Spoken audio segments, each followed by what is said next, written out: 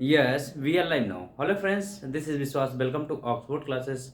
Discuss करेंगे हम लोग पार्ट्स ऑफ स्पीच के कुछ इंपॉर्टेंट पार्ट को, जिसमें हम लोगों ने नाउन, प्रोनाउन और एडजेक्टिव के पार्ट को बहुत अच्छे से डिस्कस कर लिया है। आज हम स्टार्ट करेंगे दोस्तों वर्ब, यानी कि वर्ब के पार्ट को डिस्कस करने वाले हैं दोस्तों।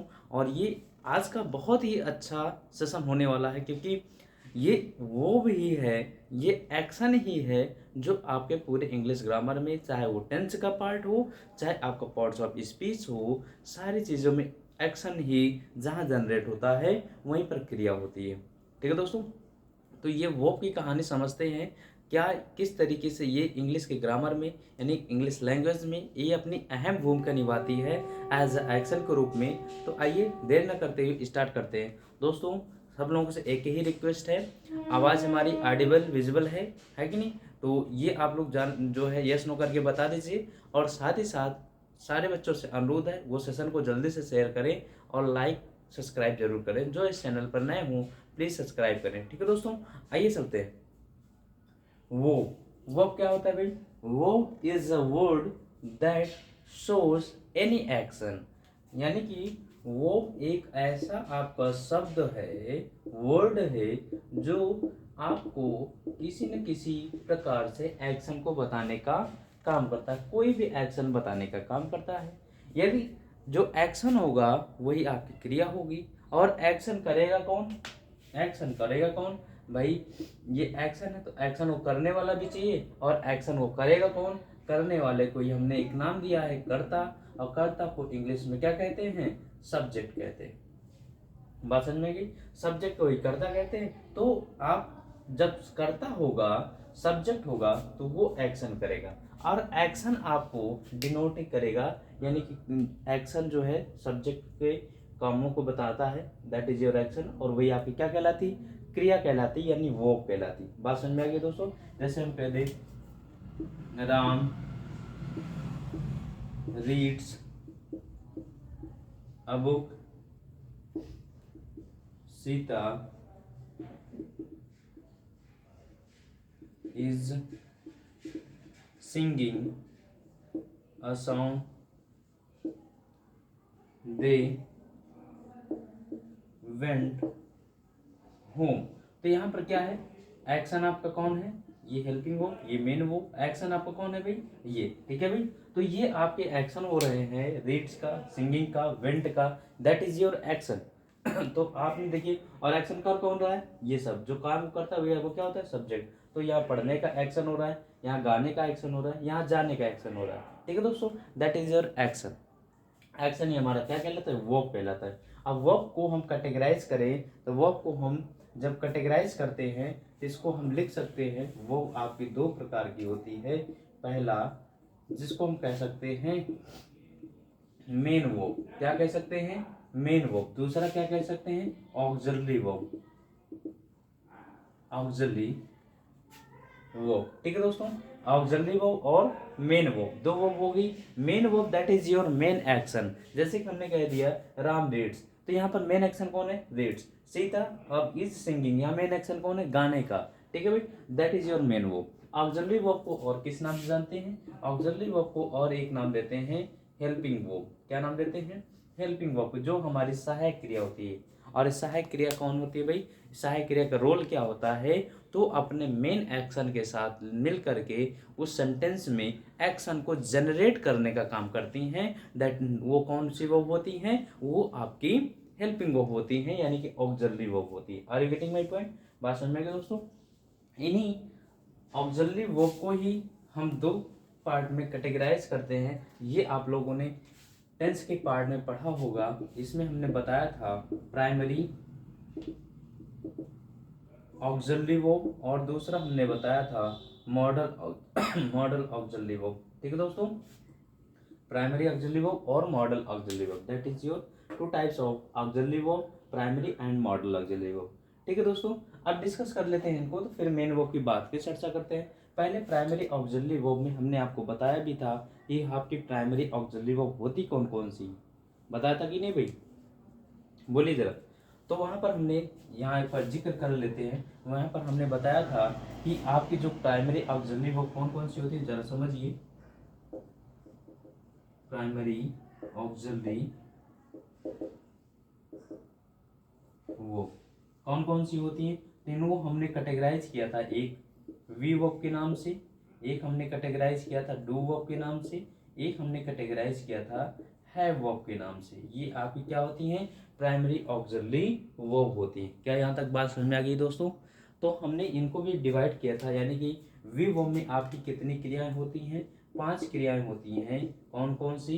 Is, am, are, was and were, that is your V verb. Do verb की कहानी क्या है? डू वर्ब में 3 क्रियाएं आती हैं, डू, डज एंड डिड। ठीक है दोस्तों। हैव वर्ब में आपकी कितनी क्रियाएं? 3 क्रियाएं। कौन कौन सी? हैज, हैव और हैड। ये आपकी 3 क्रियाएं होती हैं। बी वर्ब में हमने कहा इज, एम, आर, वॉज, वर, ये 5 क्रियाएं। डू, डज, डिड ये आपकी do verb. Has, have, had ये आपकी हैव वर्ब। तो इनकी कहानी आपने समझ रखा है। यही एक पार्ट होता है जो टेंस का पार्ट होता है। कैसे? यहाँ पर इज, एम, आर, तो आप लोग जाइए सेशन में देखिए, टेंस का वीडियो पड़ा हुआ है, वो आप देखेंगे तो वहाँ सारी चीज़ें क्लियर हो जाएंगी। ठीक है भाई, बात समझ में गई ना? तो ये आपके प्रेजेंट टेंस होती हैं, ये पास्ट टेंस हो गया, ये प्रेजेंट टेंस, ये पास्ट टेंस, ये प्रेजेंट टेंस और ये पास्ट टेंस। ठीक है, चले, तो ये कहानी आपको समझ में आ गई वीवो। अब मॉडल वर्ब की बात करते हैं। मॉडल वर्ब पढ़ेंगे भाई हम लोग, यानी कि पहले हम इनको कैटेगराइज कर लेंगे, तो फिर उसके बाद लास्ट में हम लोग मॉडल वर्ब पढ़ेंगे। ये कहानी हमने थोड़ी सी इस वजह से बता दी क्योंकि एक बार रिवीजन हो जाए, है ना, एक बार आपको पता चल जाए कि वी वर्ब, डू वर्ब और हैव वर्ब को किस नाम से जानते हैं? प्राइमरी ऑक्सिलरी वर्ब के नाम से जानते हैं। यदि सेशन पसंद आ रहा हो, ये सेशन आपको अच्छा लग रहा हो दोस्तों, तो प्लीज़ लाइक शेयर करिए और सारे बच्चों को जोड़ने की कोशिश कर दीजिए। ठीक है दोस्तों, आगे चलते हैं। अब जैसे मॉडल वर्ब की कहानी समझते हैं। मॉडल वर्ब में आपको ये बताया जाता है, मॉडल वर्ब क्या होते हैं भाई? आपके जितने मॉडल काम है, यानी कि ये आपको मैनर बताने का काम करते हैं। क्या बताने का काम करते हैं? मैनर या तौर तरीके बताने का काम करते हैं आपके मॉडल वर्ब। इसमें आपका मे, माइट, कैन, कुड, इस तरीके से जो आपकी कहानी होती है, हम इनको मॉडल वर्ब की कहानी बताएंगे अलग से इनका, यानी कि पहले इस वर्ब को खत्म करेंगे तो वहां पर हम बताएंगे दोस्तों ये कैसे इनका प्रयोग किया था। बस इतना जानिए, आपकी जितनी भी मॉडल वर्ब है इनके साथ हमेशा मेन वर्ब की फर्स्ट फॉर्म का प्रयोग किया था। ठीक है दोस्तों, ये बात समझ में आ गई ना? अब चलते हैं, हम डिस्कस करते हैं मेन वर्ब की। मेन वर्ब में इनकी भी कहानी थोड़ी अजीब होती है। कहानी अजीब होने का मतलब ये है दोस्तों कि इसमें आपको एक कुछ जो है होता है फाइनाइट वर्ब और एक होता है आपका non finite verb. Finite verb और नॉन फाइनाइट वर्ब। अब ये फाइनाइट वर्ब और नॉन फाइनाइट वर्ब क्या है? अब फाइनाइट वर्ब को भी कैटेगराइज किया गया है जिसको हम कहते हैं ट्रांजिटिव वर्ब, ट्रांजिटिव वर्ब, और इसको हम कहते हैं intransitive verb, intransitive verb.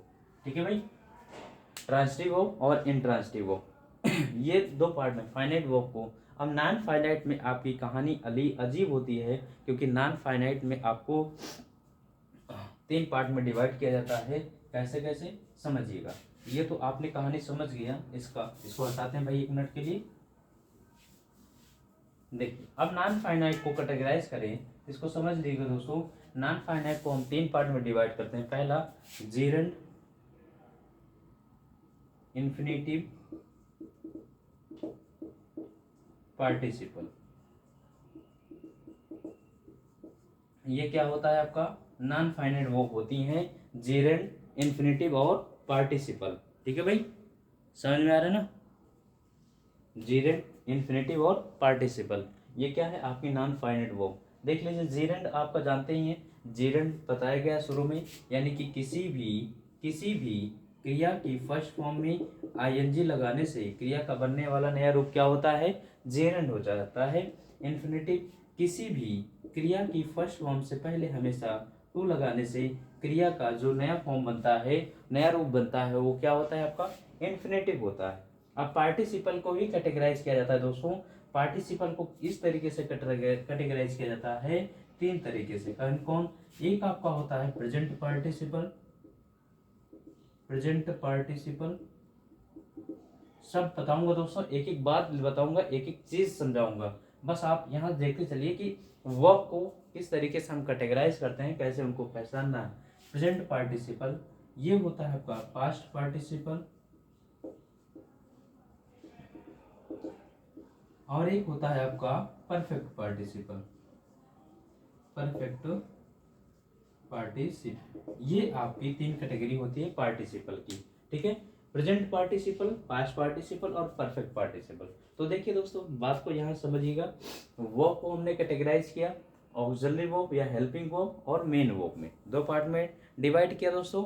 Auxiliary या हेल्पिंग वर्ब को हमने दो पार्ट में डिवाइड किया, जो आप लोगों ने इस प्राइमरी वर्ब को नाम से जानते हैं। प्राइमरी वर्ब को आपने समझा होगा कि जो है ये किस में काम की है, टेंस में काम की है, जिससे कि अभी हमने जस्टिफाई किया, टेंस में काम की है कि नहीं, ठीक है। उसके बाद ये आपका क्या है, मॉडल वर्ब है, ठीक। Modal verb can, could, may, might, must, ought, to, need, dare, है कि नहीं, वुड, कैट। इसमें आपको सेमी मॉडल वर्ब भी बताया जाएगा और आपको प्योर मॉडल वर्ब भी बताया जाएगा, ठीक है। दो कैटेगरी में डिवाइड किया जाता है, हम समझाएंगे वहाँ पर। अब इसकी बात करें तो हम, ये आपका फाइनाइट वर्ब हुआ और ये आपका क्या है, नॉन फाइनाइट वर्ब हुआ। फाइनाइट वर्ब हुआ और ये क्या हुआ, नॉन फाइनाइट वर्ब हुआ। बात समझ में आ गई दोस्तों। अब फाइनाइट वर्ब की कैटेगरी हमने क्या किया, ट्रांजिटिव वर्ब, इंट्रांजिटिव वर्ब।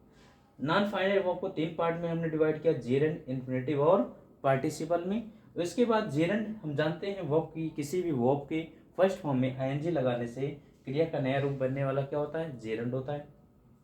यदि किसी वर्ब की फर्स्ट फॉर्म से पहले टू लगाने से इन्फिनेटिव तैयार होता है। पार्टिसिपल है क्या, पार्टिसिपल को हमने तीन कैटेगरी में डिवाइड किया। पहला प्रेजेंट पार्टिसिपल, पास्ट पार्टिसिपल और परफेक्ट पार्टिसिपल, ठीक है दोस्तों। तो बात समझ में आ रही है ना। तो ये प्रेजेंट पार्टिसिपल, पास्ट पार्टिसिपल और परफेक्ट पार्टिसिपल, ठीक है ना। तो ध्यान रखिएगा, पार्टिसिपल एडजेक्टिव का काम करते हैं, जेरेंड आपका वर्ब का काम करता है, ठीक। ये बातें समझ में आ गई ना। अब हम एक एक कैटेगराइज करेंगे फाइनाइट वर्ब और नॉन फाइनाइट वर्ब में। पहले ले चलेंगे ट्रांजिटिव और इंट्रांजिटिव की तरफ, ठीक है। इनको आप लोग स्क्रीनशॉट ले लीजिए, लिखना चाहे तो इस तरह से पैटर्न ड्रा करिए, क्योंकि इसी पर हम पूरा फोकस करेंगे इनको समझने में। चले भाई दोस्तों, कोई दिक्कत नहीं आता, कोई परेशानी भाई, बोलिए। कोई दिक्कत, कोई परेशानी नहीं होनी चाहिए। चल देखिए, बहुत अच्छा टॉपिक है, आप समझते चलिए सारी बातें, क्योंकि एक एक करके डिस्कस करेंगे हम लोग। अब चर्चा करने चल रहे हैं ट्रांजिटिव वर्ब, ध्यान दीजिएगा।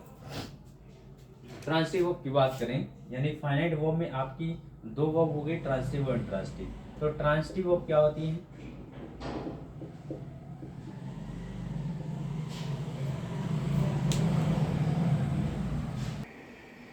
आइए समझ आते हैं। देखिए ट्रांजिटिव क्या होती है भाई, ट्रांजिटिव ऐसी वर्ब होती है जो हमेशा अपने साथ किसी न किसी ऑब्जेक्ट को लेती है। क्या लेती है, ध्यान सुनिएगा।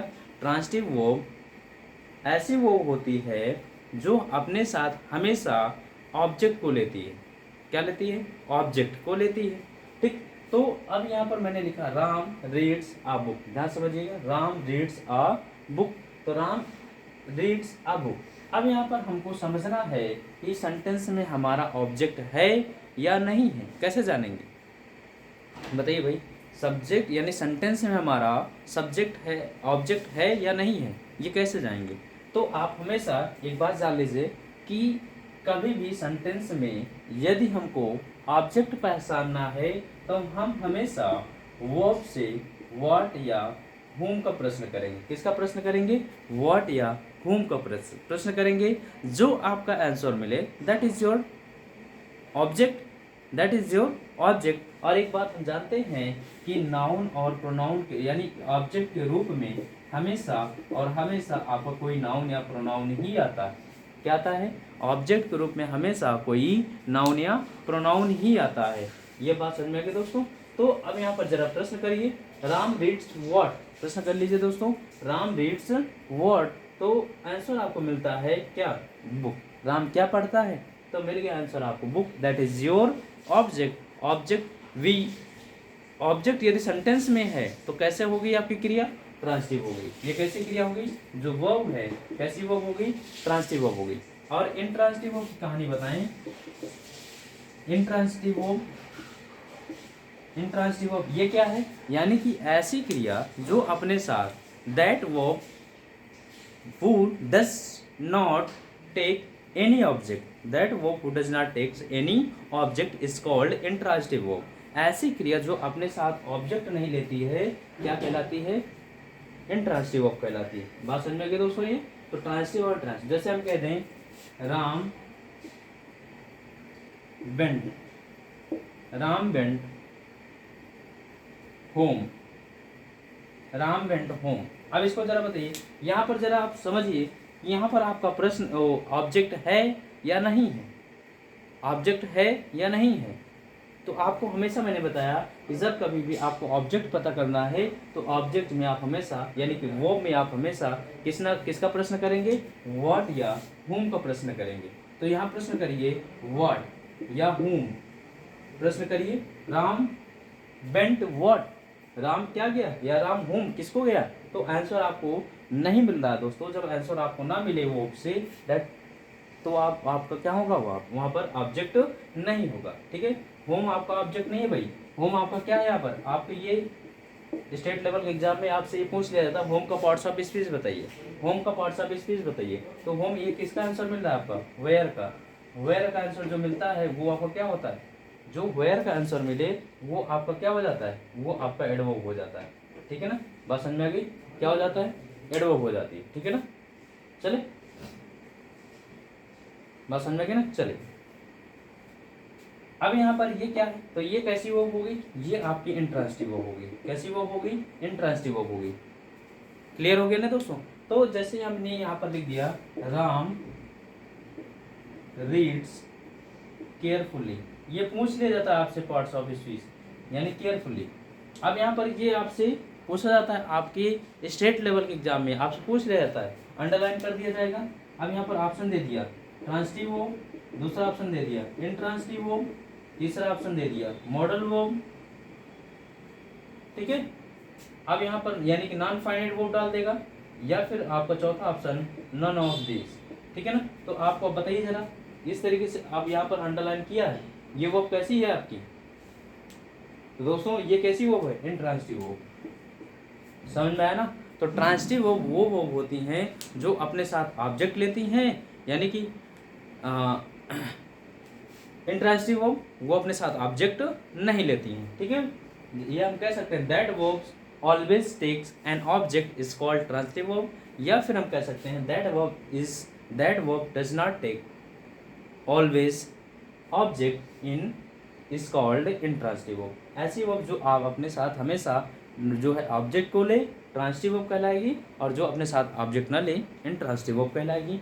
देखिए एक बात और कहना और एक बात और समझा दो दोस्तों कि कोई भी वर्ब, दुनिया की कोई भी वर्ब कभी भी कोई इंट्रांसिटिव और ट्रांसिटिव नहीं होती। वो सेंटेंस में हम किस तरीके से यूज कर रहे हैं डिपेंड करता है उस पर। यदि हम उसके साथ ऑब्जेक्ट लगा लिए, ऑब्जेक्ट ले लिए वो वर्ब, तो that is your transitive verb. यदि अपने साथ ऑब्जेक्ट नहीं ली है तो क्या होगा? That is your intransitive verb. Are you getting my point? ये बात समझ में आ गई दोस्तों? चलें इनको नोट डाउन कर लीजिएगा, बहुत अच्छा टॉपिक है भाई। ठीक है ना, पहचान लीजिएगा इनको। आइए चलते हैं ट्रांसिटिव यानी कि ये फाइनाइट वर्ब होगी। कौन सी वर्ब होगी? फाइनाइट वर्ब होगी। कोई दिक्कत नहीं आता, कोई परेशानी तो नहीं है भाई फाइनाइट वर्ब में? बोलिए जरा।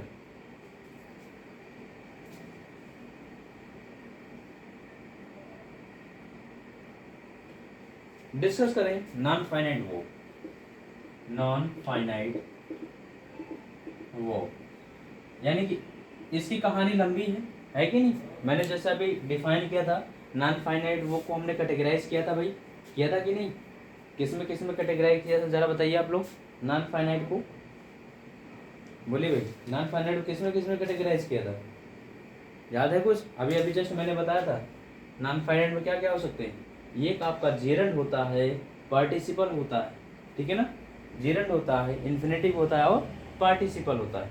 तो ये कैटेगराइज करेंगे लेकिन कुछ देर के बाद। किसके बाद? कुछ टाइम के बाद। ठीक है ना भाई, क्योंकि अभी इसी की कहानी थोड़ी समझनी है। ट्रांसिटिव इंट्रांसिटिव हो गई, यहाँ बात सुनने आ गई ना? ये चले हाँ, क्योंकि अभी इसी मेन वर्ब के बारे में ही चर्चा करना है, तो कहिए इसी के साथ ही बताते। नॉन फाइनाइट की थोड़ी कहानी लंबी है। लंबी कहने का मतलब ये है दोस्तों, चलिए आइए समझा ही देते हैं, समझा ही दें। थोड़ा उनको नॉन फाइनाइट को अलग रखते हैं क्योंकि उनका एक विशेष सेशन ही ले लेंगे नॉन फाइनाइट वर्ब को। इसकी मेन इस फाइनाइट वर्ब की थोड़ी चर्चा कर देते हैं। यानी कि आपको समझिए, जो ये मेन वर्ब है, ये जो मेन वर्ब है, यहाँ समझिएगा, बहुत ही अच्छा टॉपिक है वो वर्ब का, समझ लीजिए दोस्तों, ठीक है। ये जो है, इसकी जो कैटेगरी मैं डिफाइन कर रहा हूँ मेन वर्ब को, यानी कि ये फंक्शन, ध्यान दीजिएगा, अब ये जो लिख लो, फंक्शन, फॉर्म और टेंस के आधार पर इनको कैटेगराइज किया जाता है।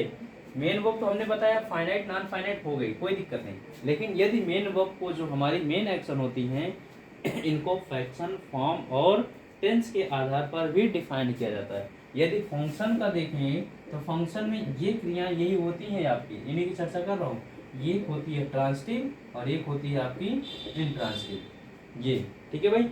फंक्शन क्या होता है, फंक्शन मीन्स होता है कार्य, अब कैसे कार्य है, ट्रांसिटिव कार्य करिए या इंट्रांसिटिव कार्य करिए। अब ये फॉर्म क्या है, फॉर्म आपका डिफाइन करता है ये दो पार्ट में, यही अभी बताना है दोस्तों, जो आपके एग्जाम में पूछी जाती है क्रियाएं। ये आपकी क्रियाएं होती हैं रेगुलर और इर्रेगुलर वर्ब। कौन सी होती हैं, रेगुलर और इर्रेगुलर वर्ब। बात समझ में आ गई दोस्तों। फंक्शन, फॉर्म और टेंस, अब टेंस आपने ऑलरेडी पढ़ ही रखा है। टेंस में जो आपकी, जैसे आप इसको समझने की कोशिश करिए, अभी नहीं समझ में आ रहा है, आइए समझाते हैं। जैसे हमने एक वर्ब ले लिया, गो ले लिया दोस्तों, गो। अब इसके साथ हमने क्या कहा, वेंट, इसकी सेकंड फॉर्म, थर्ड फॉर्म क्या है, गॉन। थर्ड फॉर्म क्या है, गॉन। यहाँ दिख रहा है भाई, चलिए यहाँ लिख देते हैं, जरा बताइए यहाँ तक दिख रहा है कि नहीं, गो, वेंट, गॉन, नहीं दिख रहा है भाई, इस तरीके से लिख देते हैं, गो, वेंट, गॉन, ये आपकी तीन क्रियाएं। अब इसको जरा समझिए, हमने टेंस का पार्ट को डिवाइड किया, और टेंस में भी यदि सेशन ना देखे हो तो प्लीज़ वहाँ जा करके देखिए, उसको समझिए कैसे मैंने वहाँ पर कभी रहा है, रही है, था ही, थी है, चुका है, चुके, इनका जिक्र ही नहीं किया दोस्तों।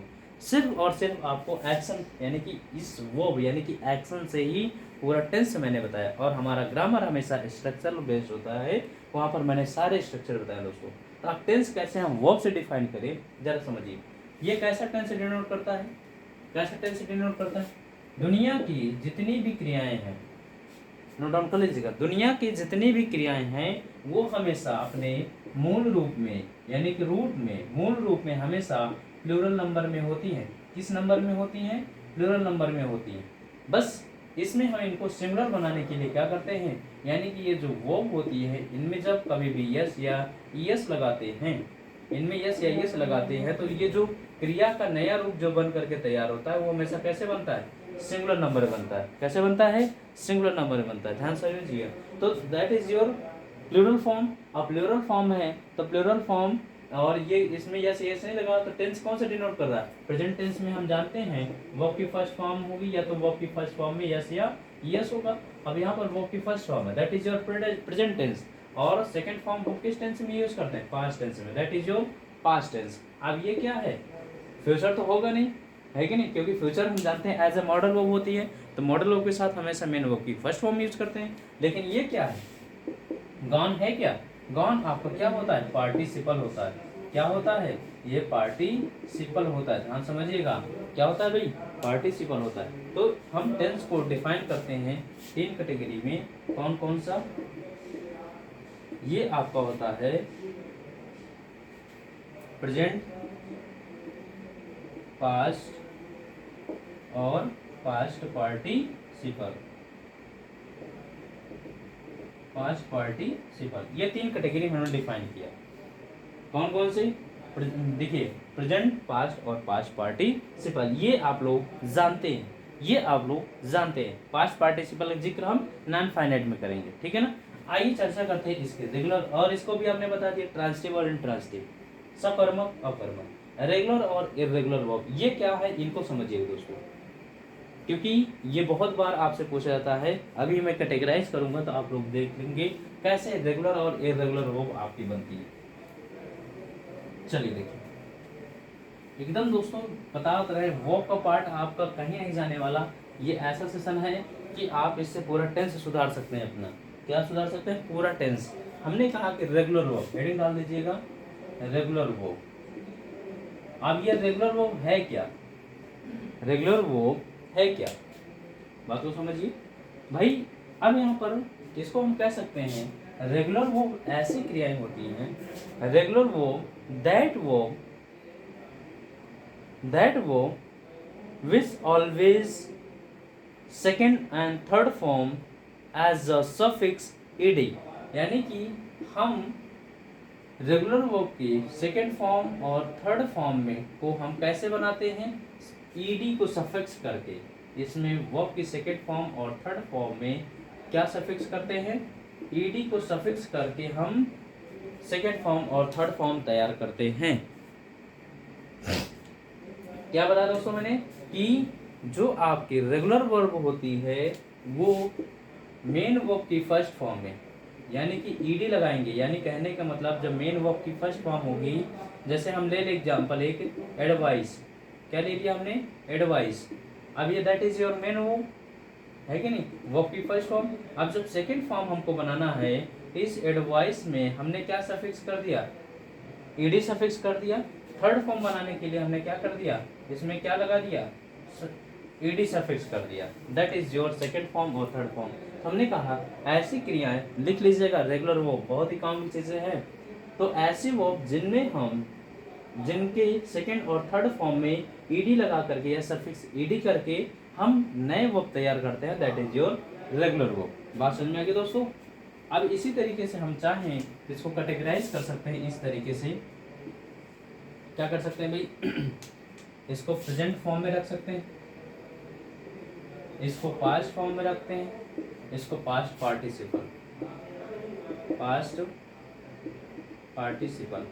बात समझ में आ रही है, प्रेजेंट पास्ट और पास्ट पार्टिसिपल। अब जैसे हम कहते हैं एडवाइस, मैंने ले लिया एडवाइस, ये क्या हो जाएगा, एडवाइस्ड, ये क्या हो जाएगा, एडवाइस्ड, ठीक है ना।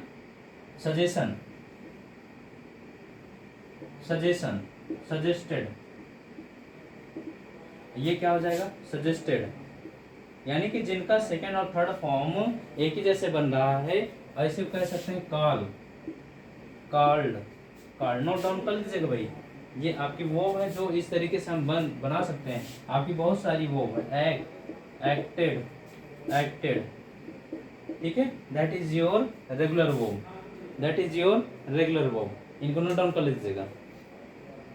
तो रेगुलर वर्ब आपकी कैसे बन गई, रेगुलर वर्ब इस तरीके से तैयार हो गई कि हम किसी भी वर्ब की, किसी भी नहीं, रेगुलर वर्ब में, यानी कुछ आपकी वर्ब होती हैं उनका सेकंड फॉर्म और थर्ड फॉर्म में किस तरीके से बनाया जाता है, ईडी लगा करके बनाया जाता है, that is your regular verb.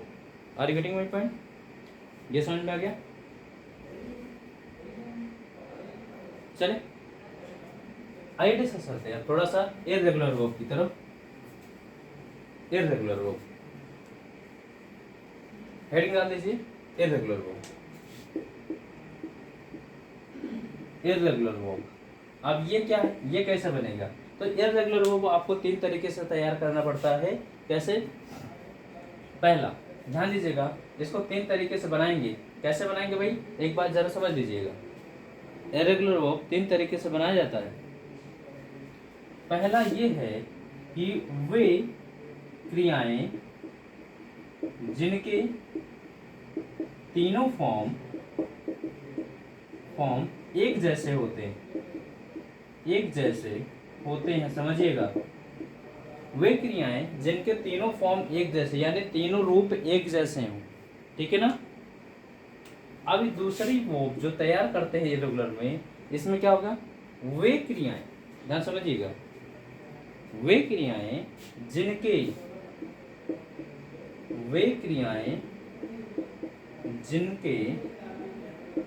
तीनों फॉर्म या जिनके कोई दो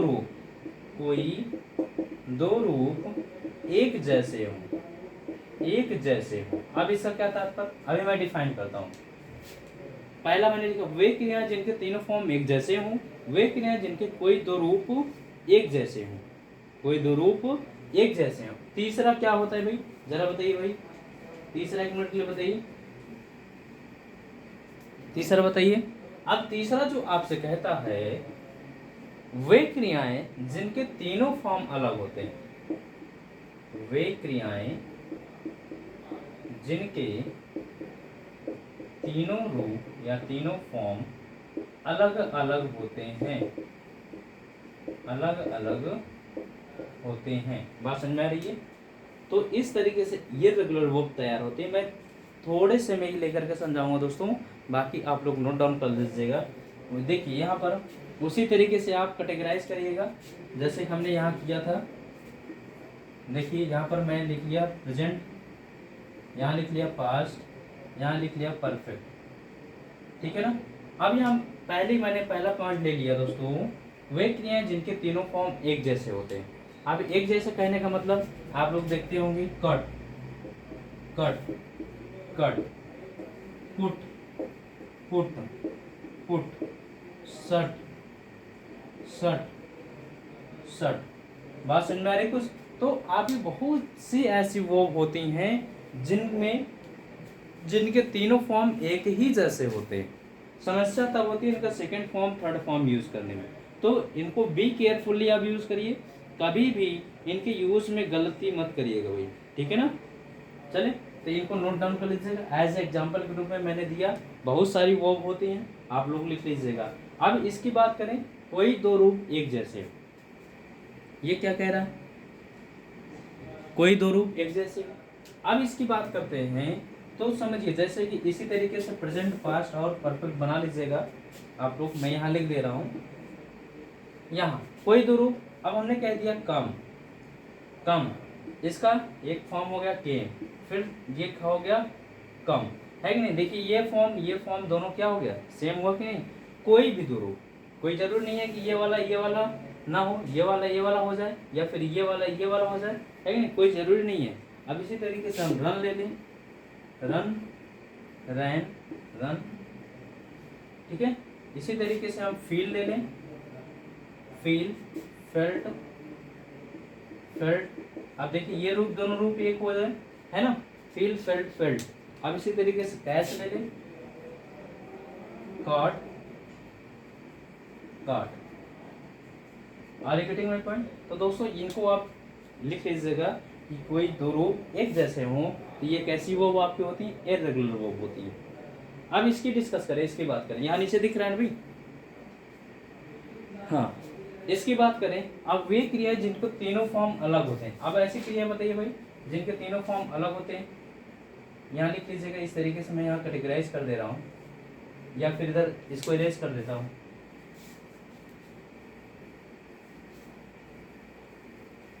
देखिए यहाँ पर ये लिख लीजिएगा, प्रेजेंट पास्ट पास्ट परफेक्ट, ठीक है ना।